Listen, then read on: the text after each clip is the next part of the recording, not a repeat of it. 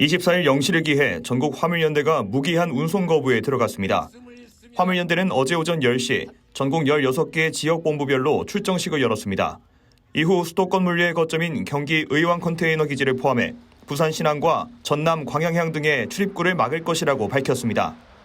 화물연대는 운송 거부 철회 조건으로 안전운임제 일몰제 폐지와 안전운임 차종 확대, 품목 확대를 요구하고 있습니다. 이 가운데 가장 쟁점이 되는 건 안전운임제입니다. 안전운임제는 안전운임보다 낮은 운임을 지급할 경우 화주에게 과태료를 부과하는 제도입니다. 화물연대는 지난 6월 운송거부 철회 당시 안전운임제 지속에 대해 논의하기로 정부와 합의했지만 별다른 진전이 없어 다시 운송거부에 들어간다고 밝혔습니다. 이번 운송거부에 참여한 화물연대 조합원은 전체 화물기사의 6%. 하지만 컨테이너와 시멘트 화물차 비중이 높아 운송거부가 길어질 경우 물류 피해가 우려되는 상황입니다. 정부는 물류 피해 최소화를 위한 대책 마련에 나섰습니다. 비상수송대책본부를 구성하고 군 위탁 컨테이너와 자가용 화물차 유상운송 등을 통해 화물 수송력을 증강할 예정입니다. 이어 항만과 내륙 컨테이너 기지, 고속도로 요금소, 휴게소 등 중요 물류 거점에 경찰력을 사전 배치해 불법 행위 방지에 나섭니다. 또 정상 운행하는 차주에게는 고속도로 통행료 면제 등 혜택을 제공합니다. 원희룡 국토교통부 장관은 운송거부 첫날 의왕 컨테이너 기지를 찾아 현장 상황 회의를 주재했습니다.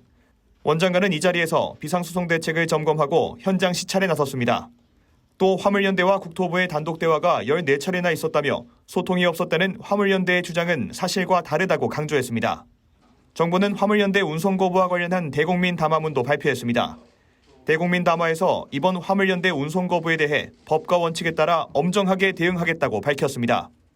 이번 집단 운송 거부는 우리 사회와 경제를 위해 밤낮으로 각지에서 노력하시는 많은 분들의 헌신과 경제 회복을 바라는 국민의 열망을 무시하는 행위입니다.